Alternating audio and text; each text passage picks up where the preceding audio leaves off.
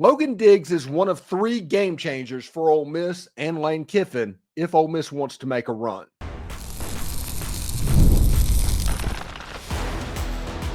You are Locked On Ole Miss, your daily podcast on the Ole Miss Rebels. Part of the Locked On Podcast Network, your team every day.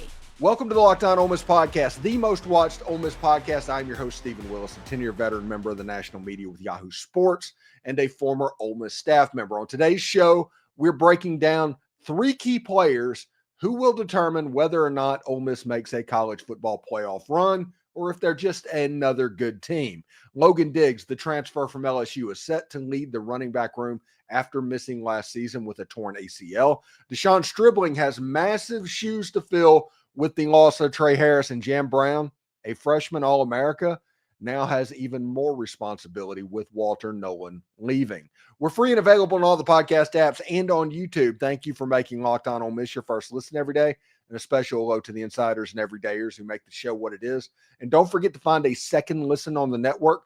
Chris Gordy at Locked On SEC or Corey Burton at Locked On Vandy provides great insights on college football, the SEC, and yes, even Ole Miss. So check it out. Today's episode is brought to you by FanDuel. Right now, new FanDuel customers can bet $150 and get $5. Can bet $5 and get $150 in bonus bets if that first $5 bet wins. So check them out at FanDuel.com. So I wanted to do a little bit of an interesting program today, and I wanted to look at players that needed to perform for Ole Miss to make a run to the college football playoff or beyond. If Ole Miss makes a run, who are the three players that are the most important? And that is excluding the quarterback, because Austin Simmons, of course, has to perform well for your team to make a run. So I'm going to exclude the quarterback in this thing. And to be perfectly honest about it, for a quarterback that was just 19 of 32 for 282 yards and 2 touchdowns a year ago, I feel pretty good about where Ole Miss sits right now at quarterback. I think Austin Simmons has a chance to be a star in the SEC next year. And I think if he just does what I think he's going to do, what I imagine he's going to do, and just hearing him talk, just go on YouTube and find interviews of Austin Simmons. You can just hear the confidence. You can hear the ability, the processing, all of the tools right there in a conversation. So you can go check that out as well. But on this video, I wanted to talk about three players that maybe people aren't thinking about. Three game changers in the fact that how they perform could shape Ole Miss's season as a whole. That's interesting stuff. That's heady waters. Everybody knows Suntarine Perkins is important. Everybody knows Patrick Kutas is going to be important. But these three players, if Ole Miss overperforms, there's a chance that this team makes a real run towards the college football playoff. And if they underperform, Ole Miss is not going to make it. These three players are tentpole players on Ole Miss's team outside the quarterback position. So that is my take. My take is outside of the quarterback, these three players are going to have a huge say on whether or not Ole Miss makes a run. And we're going to start out with Logan Diggs.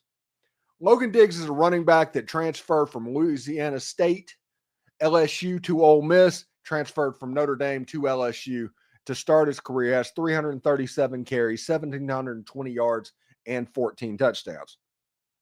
He had one carry in the Gator Bowl for 15 yards, which, hey, Ole Miss fans got really excited seeing a 15-yard run. Had a reception for 6 yards.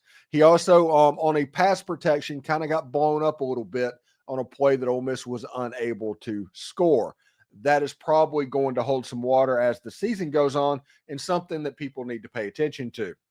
Logan Diggs, if he performs at his highest level, is going to give Shakai Mills-Knight and Kewan Lacey and these young running backs a chance to develop as before the season gets extremely hard. Ole Miss opens with Georgia State. That's going to be a harder game than Furman last year, but it is still a G5 game and a game that Ole Miss is probably going to be favored by 3 touchdowns in. Then you go to Kentucky. Go up to the big grocery bag at Colt Kroger Field. Then it's a home game against Arkansas. Then Tulane. You can see how the schedule is honestly better than it was last year as far as getting players ready for the SEC slate and for that Georgia game that is coming. Logan Diggs is a massive component of this because everybody knows that Ole Miss struggled to run the football a year ago. I mean, it was obvious. Ole Miss had a fifth string running back against Mississippi State and Florida because they just couldn't find anybody to do it. For whatever reason, they weren't thinking Ulysses Bentley was the guy, and they did not think Rashad Amos was the guy. And because of that, they ended up with a fifth string running back or fifth string wide receiver playing running back in those last two games. So Ole Miss went young this season in the transfer portal. Shakai Mills-Knight is a really good player. He was a starter in the Navy All-American game. He's somebody that over the course of the season made play after play after play. He compares favorably as far as attributes with one Quinshon Judkins. But that Quinshon Judkins year, Ole Miss ran for 1,500 yards, but it was because Quinshon Judkins was not the focal point of that offense. Zach Evans was the focal point. Ole Miss needed to have a Zach Evans in this room. So they went out in 2024 and picked up somebody that had an ACL injury with the full knowledge that he might not play in 2024, but he would lead the room in 2025. And that is what Logan Diggs can provide. That veteran leadership to get ready for the NFL, have young players trying to compete with him for playing time. And I think the big three in the running back room, I genuinely think that this running back room is going to look more like 2021 than 2024. I think the starter, the bell cow in the room is going to be Logan Diggs. And it's going to be important that he is able to make plays. He is able to get yards when the defense knows it's coming. Because with helmet communication and everything, tempo offenses have been muted a little bit over the course of this season. Coaches had an ability that when you ran up the line and ran an inside zone play, you have more time on defense to do it because the coach is automatically in the ear as soon as the play is over when the offensive team is hustling up and they can control getting feet in the ground. And defensive coordinators have done a really good job of shortening their calls and whatever needed to do because used to, whenever tempo offenses were really prevalent, you just had to get up to the line and you had a very predictable base defense for the other team that they were going to line up in. That's not necessarily the case anymore. You see a lot of situations where defenses roll coverages and they disguise things, and they're able to do that even at tempo. And that makes a little bit of the advantage that tempo had go away. So you need Logan Diggs or whoever's playing running back to be able to get a yard or two when a yard or two is needed. The offensive line has a role to play. I'm not saying they don't, but you need to count on the running back to make yards when the other team knows it's coming. Quinshon Judkins was so good because even when the defender met them in the hole, he had good enough lateral movement to where he would still fall forward and get the first down and get the yard that was needed. So we will see exactly how it looks, but Shakai Mills-Knight favors favorably with Quinshon Judkins. And then you have Kewan Lacey, who is an absolute star in the making that is going to get a lot of playing time, in my opinion, this season. Now, everything I'm saying right now is based off of Logan Diggs, Shakai Mills-Knight, and Kewan Lacey coming in through spring practice and doing what they're supposed to do, because everybody knows, you can ask Ulysses Bentley about this. If you get on Lane Kiffin's bad side, if you do not do what you're supposed to do, it can get weird. All of a sudden, you just kind of disappear and you end up in the void, essentially, offensively for Ole Miss football. But if they come in and do what they're supposed to do, it can look a lot like the Snoop Connor, the Jerry and Ely, and the Henry Parrish days of the Ole Miss offense. And Logan Diggs is going to have a huge say on whether or not Ole Miss is a backfield unit. That running back room is going to be much better because that room needs to be a best friend of Austin Simmons. You do still have a young quarterback. I think Austin Simmons is going to be very good, but you still need some consistency back in the running back room. And if Logan Diggs can lead that room and get Shakai Mills-Knight and Kewan Lacey ready to go, I think Ole Miss has a pretty special running back room that could be developed as well. Should be fun to see. With Tre Harris off to the NFL, Deshaun Stribling steps into the spotlight at wide receiver. Now, he doesn't have to be Tre Harris, but he does need to replicate a lot of what made him elite. We'll break that all down next.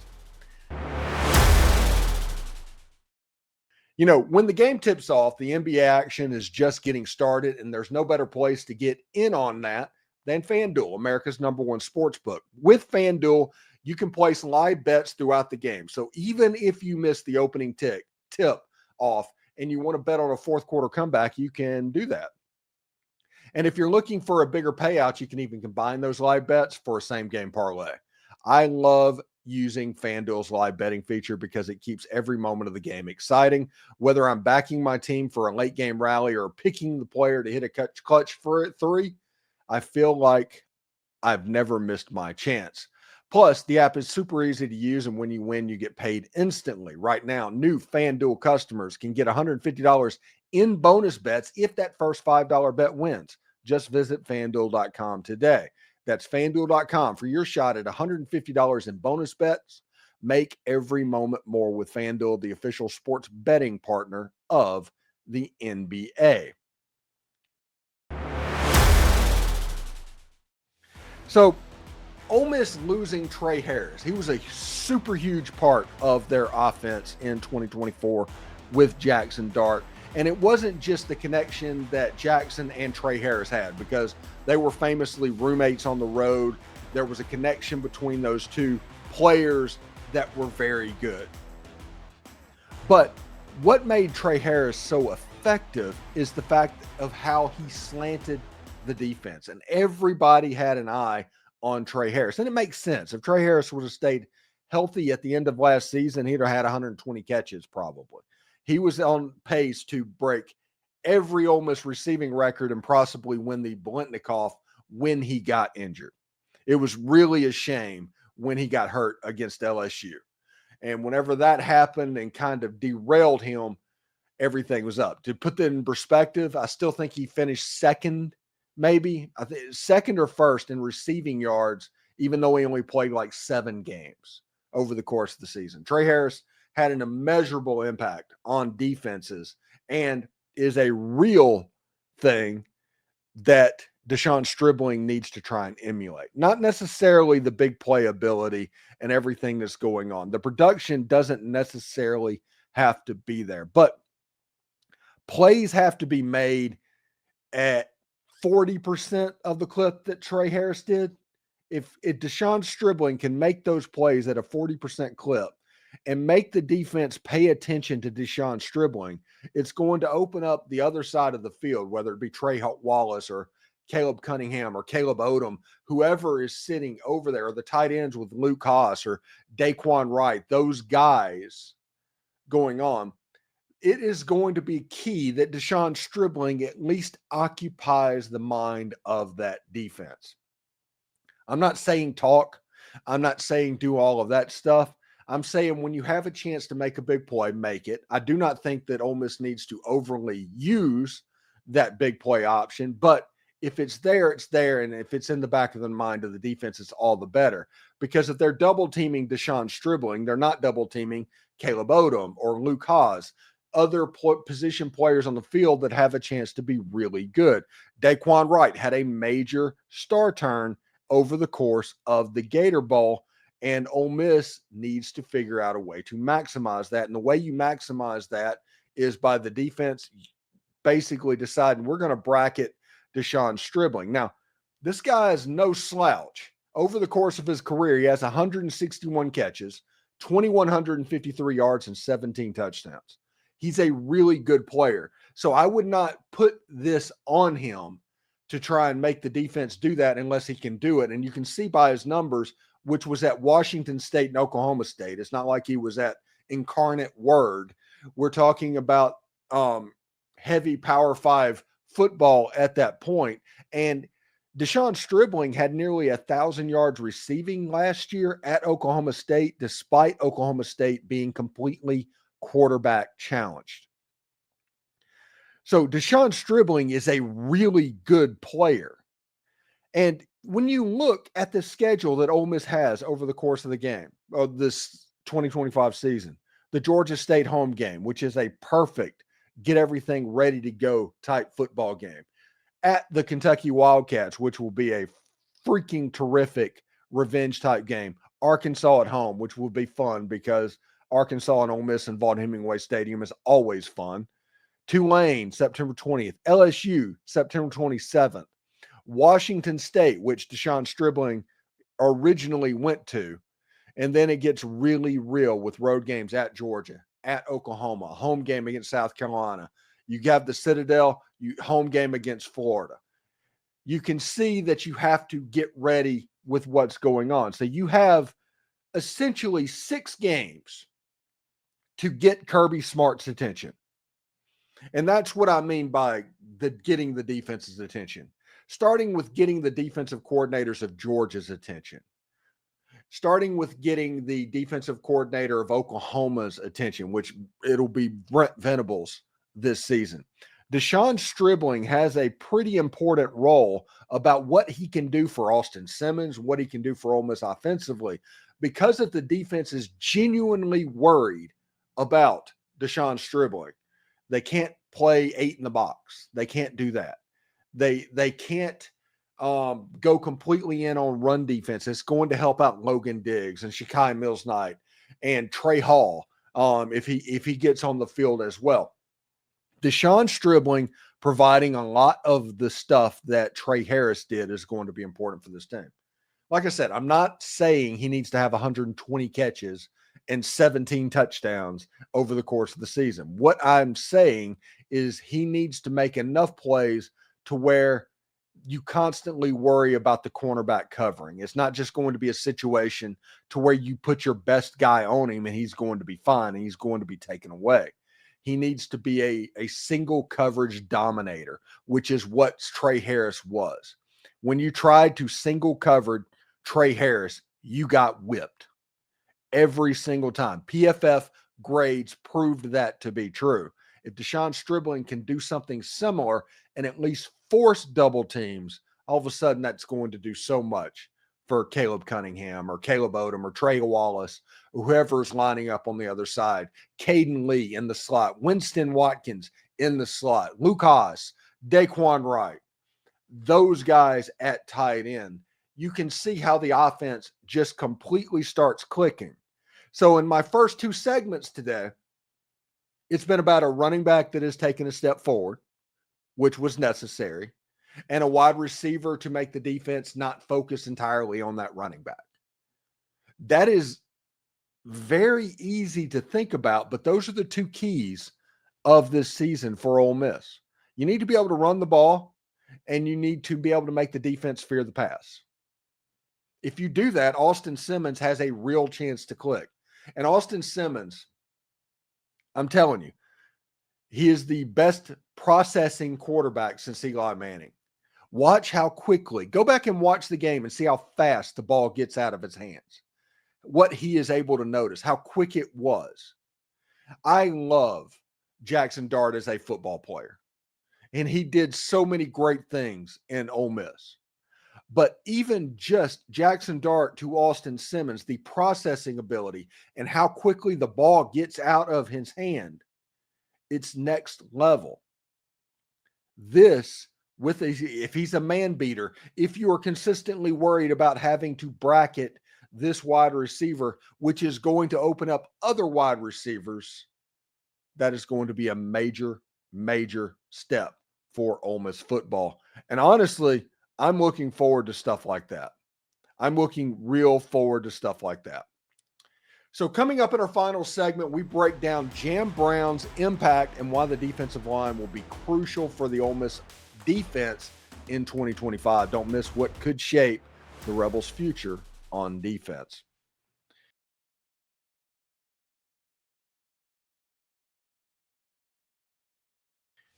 So Jam Brown is one of my favorite players on this football team. He's a freshman All-American player. He backed up Walter Nolan from time to time, and Walter Nolan is an absolute freak, and mock drafts have him going in the top 10 at this point. Basically, Ole Miss players in the All-Star games proved my point going into the 2024 season that the Ole Miss roster was Kathy Ireland. Whenever I said that, it's being proven true. And I think we're going to see the same thing on draft day about that as well. So we'll see how it looks. But one of the players that is absolutely key is how do you replace what Walter Nolan brought? And Walter Nolan, I'm not talking about statistics. I'm talking about how he forced the offensive line to double team him every single play. He was a game wrecker. He was somebody that if you did not double team him, you had no chance of doing anything offensively. Jam Brown is an interesting guy for me. He is a redshirt sophomore. He might be a junior. I don't know if he took the red shirt or not, but he played in the same class as Suntarine Perkins. And I remember the Mississippi-Alabama All-Star game that year to where when Suntarine Perkins and Jam Brown was not on the field, Alabama went down and scored a touchdown. Alabama ended up winning the game, but it wasn't because of those two. When those two were on the field, Alabama went backwards. You had Jam Brown control in the middle, and you had Suntarine Perkins running everything down. This game and this season is going to hinge on the Ole Miss 3 technique and Xavier Harris being able to soak up enough double teams to where the linebackers, Suntarine Perkins, whether it's Andrew Jones, TJ Daugherty, whoever is back there, they have the freedom to go up against the run game. Because if the other team is not able to run the football on Ole Miss, which if you look at the defensive line prospects that Ole Miss have, I think it's going to be difficult. I think there's going to be a step back from 2024 to 2025, but not as far as people think. And Jam Brown's going to be a big piece of that. Him and Xavier Harris in the middle. He's going to split time with William Eccles. There's going to be a nice rotation. I think Andrew Maddox is probably going to find himself on the field some this season as well. But when you look at the defensive line of Ole Miss, Jam Brown is the key. Xavier Harris, he's going to not replace J.J. Pegues, but he's going to play that role. You need somebody else on the field that is going to soak up a double team. And if it's Jam Brown, that's great. If it's William Eccles, that's great. But I think it's going to be Jam Brown because Jam Brown is perfectly positioned to be an SEC level defensive line. So when you look at those two players specifically, Jam Brown and Xavier Harris in the middle, that opens up the Suntarine Perkins. That opens up the Cam Franklin or the Prince Will Monmielen or the Deshaun Womack on the outside. Because, I've had Brian Smith on our show, and the secret sauce and the reason that Georgia and Alabama is so good defensively, I mean, we can make a joke about 5-star players all we want to, but the thing that really makes them almost unupsettable is what they have on the defensive line, because they have 2 inside defensive linemen that demand double teams. The 4 out of your 5 offensive linemen has to block these 2 players, because if you don't, they will completely wreck what you're doing, which leaves players like Will Anderson and those guys on the outside on single coverage against a tight end. So in some cases, and those guys can just work. And all of a sudden, your quarterback doesn't have time to throw the ball down the field. We always used to joke about, to beat Alabama and Georgia, you have to throw the ball down the field, which means you have to handle that defensive line and give them time to go and win one-on-one battles down the field. If you can do that, you're going to be pretty good. So it's going to be imperative on Jam Brown to force that double team.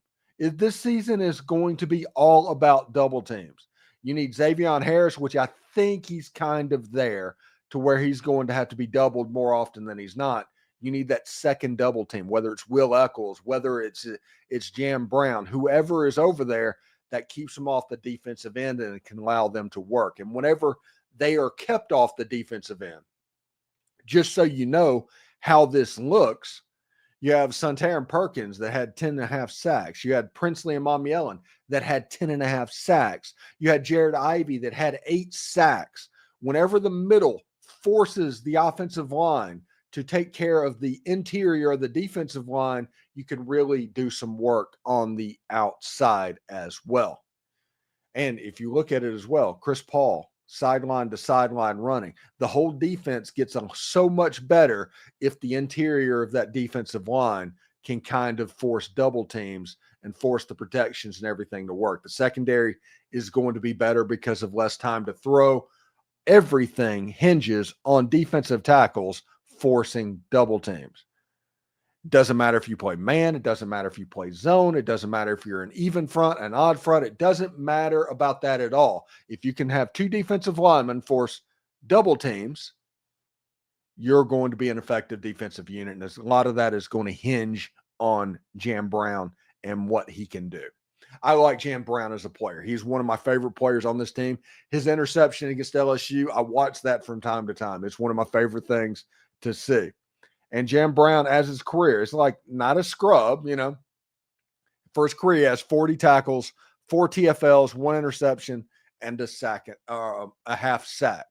If he ups those numbers, if he takes the jump that I expect him to take, because he has been an excellent run stopper through this part of his Ole Miss career, you have a situation to where Jam Brown and Will Eccles kind of become the 3 technique that Ole Miss needs. And we talked yesterday about Deuce Gerald's needing to see high school players on the defensive line play. And he's going to walk out there and cut on the film, and it's like, okay, there's Suntaran Perkins. Okay, he went to Raleigh High School. There's Jam Brown. He went to Moss Point. Yeah, okay. Kim Franklin went to Lake Cormorant, and Xavier Harris went to Germantown or something like that. And all of a sudden, all 4 of them are starting out of high school. And this is where, when other schools negative recruit Ole Miss about the transfer portal, it kind of backfires on them a little bit, because Ole Miss is getting ready to go into their high school defensive line era of football. And Jam Brown is a huge, massive component of that. And if Ole Miss makes a run, these 3 players that I mentioned today all exceeded expectations of what they have going into the season. If Ole Miss can do that, they're going to be a really, really good football team. You have a running game, you're controlling the defense, and you are very good on the defensive line of scrimmage, getting that second double team. If you can do that, it's going to be a completely big game changer. And all 3 of those players are going to be massive components for Ole Miss potentially making a run. So I'm pretty proud about that. So thanks again for making the Locked On Ole Miss podcast your go-to source for Ole Miss sports. We pride ourselves on offering the most comprehensive perspectives, which is why we're the #1 Ole Miss podcast out there. Your support means the world to us. Thank you for making Locked On Ole Miss your first listen day. For your second listen, check out Locked On SEC podcast. Host Chris Gordy holds no punches, covering the best conference in all of college sports. Find Locked On SEC on YouTube or wherever you listen to podcasts. Hotty toddy, everyone. And remember, analytics is just the old English word that means bad football. We'll see you tomorrow.